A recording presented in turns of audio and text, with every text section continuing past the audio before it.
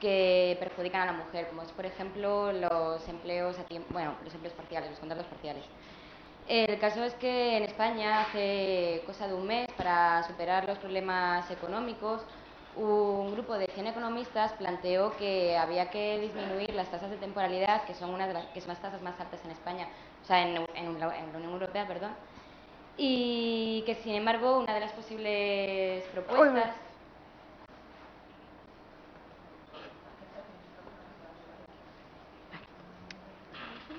Y que, sin embargo, una de las soluciones podría pasar por aumentar las tasas de parcialidad, que son, al contrario, en España muy deficitarias en comparación con la Unión Europea. Entonces, a mí se me plantea la cuestión de que si es posible llegar a la igualdad, si tenemos en cuenta que el sistema económico capitalista está totalmente imbricado con el sistema patriarcal, y va a ser muy difícil dar de baja una cosa sin cambiar el modelo productivo y sin cambiar el modelo de competencia y el modelo de mercado en el que nos basamos. Gracias.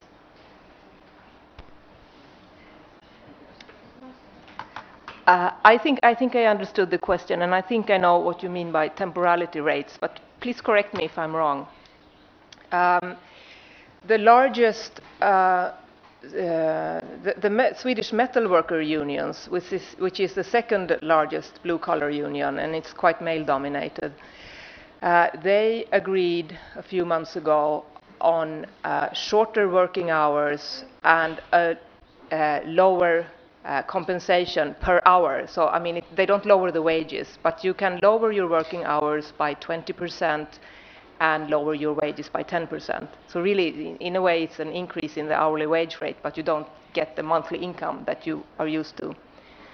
And now the Swedish municipalities, they want to do the same, some of them. The Swedish municipalities are our employers. And our response to this is we do not accept that, because we have a big problem with people working part-time involuntarily, and you should not lower the hours of work for this group. And the metal workers union, almost all of them work full-time, and they have higher wages. So they have decided, this is what I mean with temporality rates. Is that? No. Okay. I'm sorry, I don't know what temporality rates is then. Es que, bueno, no sé si es igual en Suecia, pero en España tenemos un montón de contratos temporales, que son contratos por obra, por servicio, que son... trabajas de 6 meses en 6 meses, no son contratos indefinidos. Entonces, lo que proponían estos economistas era que, para flexibilizar el mercado laboral y no tener que depender de estas tasas de temporalidad... No, that has not been a big discussion in Sweden about increasing temporality rates. The big discussion has been about lowering working hours for full-time, permanently employed people and lower their wages a little bit. We also have a big problem in the sector that I represent with temporary jobs. And what we do see, though, is that the people who become unemployed at first are the ones who are not permanently unemployed, of course. That's what we see. That's definitely what we see.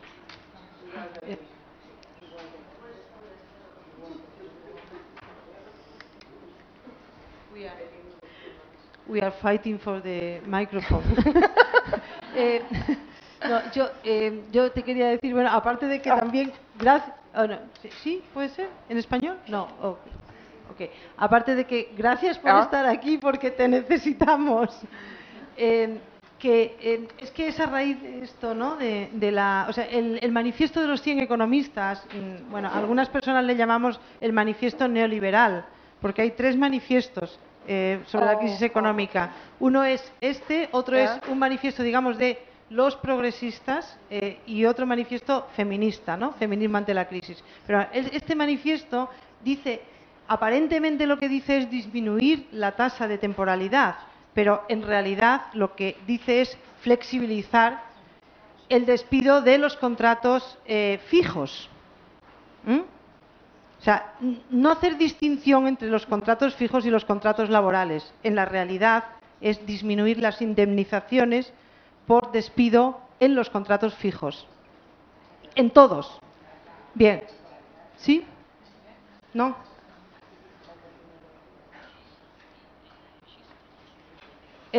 Bueno, entonces mi pregunta, que era, pero creo que tiene que ver con esto, es si realmente no piensas que precisamente en este momento de crisis, este efecto de crisis y de flexibilización del despido de los trabajadores en general, no es más importante precisamente este efecto de discriminación estadística que planteas, porque a lo que estamos asistiendo es a que las reformas actuales son que cada vez el empleo femenino es más rígido y el empleo masculino más flexible. Yeah. I get it. I would like to connect what Gertrude said about in the beginning. It's all about power. And this is all about power.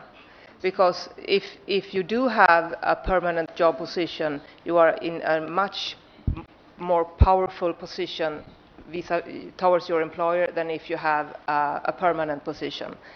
And that is why many unions in Sweden were quite angry at the metal workers union because they made this agreement, because that also lessened the negotiating power of other unions. Because we will not see, as you proposed, we won't see during the coming years a more permanentization of female jobs in female-dominated areas. We will not see that, because there will not be economical resources to that. And as a union, we have to sit there and be very heavy. Do you understand what I'm saying? To push, to be resistant towards this, and not be lenient toward these changes, because the more temporarily employed you have, and we do have many temporarily employed, the less power you have. So I think the proposition, as I understood it in this manifesto, the more feminist manifesto, is going for has understood the power question, that the female-dominated jobs must be more permanentized.